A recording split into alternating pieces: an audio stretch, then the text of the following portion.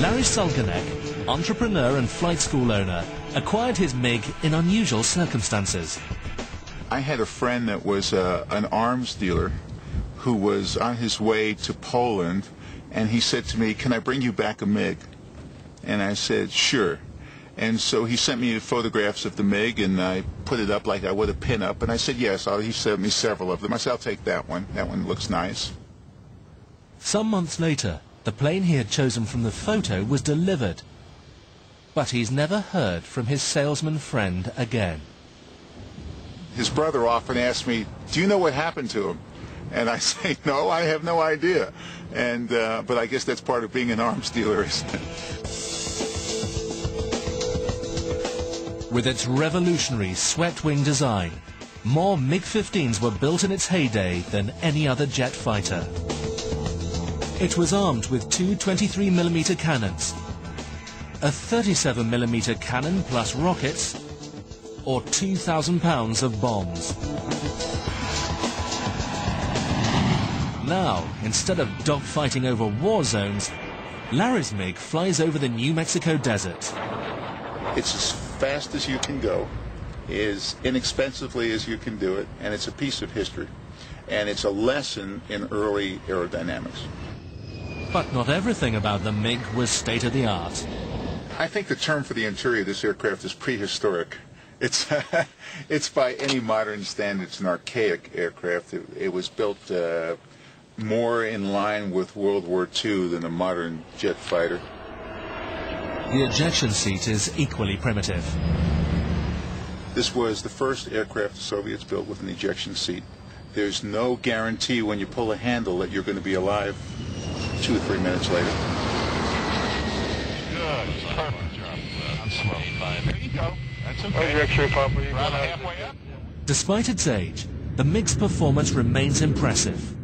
It can climb to 51,000 feet and has a top speed of 670 miles per hour. It's more reliable flying fast. The airplane is a very poor slow-speed airplane. Airplane will drop a wing in a stall. It may enter a spin from a stall at any time.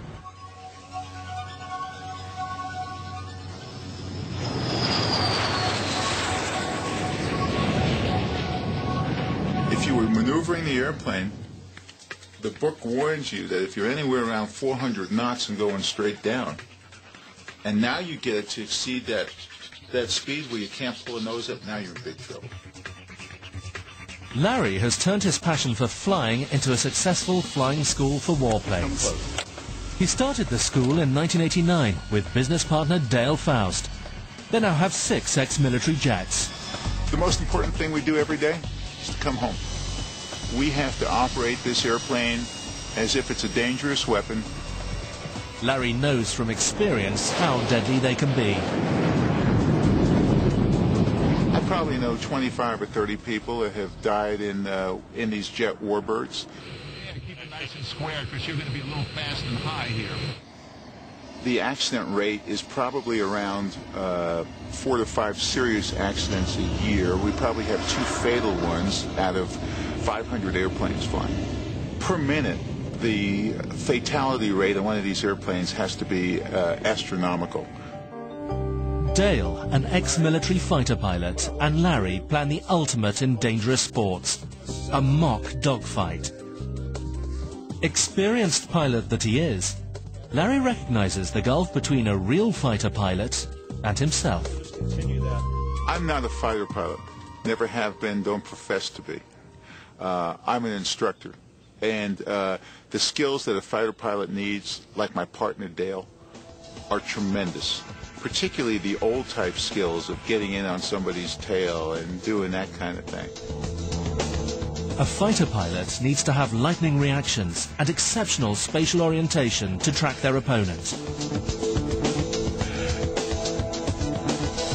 It's an amazing amount of thought and what we call situational awareness that goes into being a fighter pilot, and I have nothing but respect for those people. In this mock dogfight, Dale flies his T-33 Shooting Star and Larry takes his MiG. Focus is everything. One false move and they could both be killed. You're at one with right now. You don't think about the argument you had yesterday with someone. You don't think about making money in real estate. You don't think about anything but what's going on right here. And it's a wonderful exercise in keeping you in present time. The object in a real dogfight is to come out of the sun where your opponent is unsighted, then lock onto their tail and shoot them out of the sky.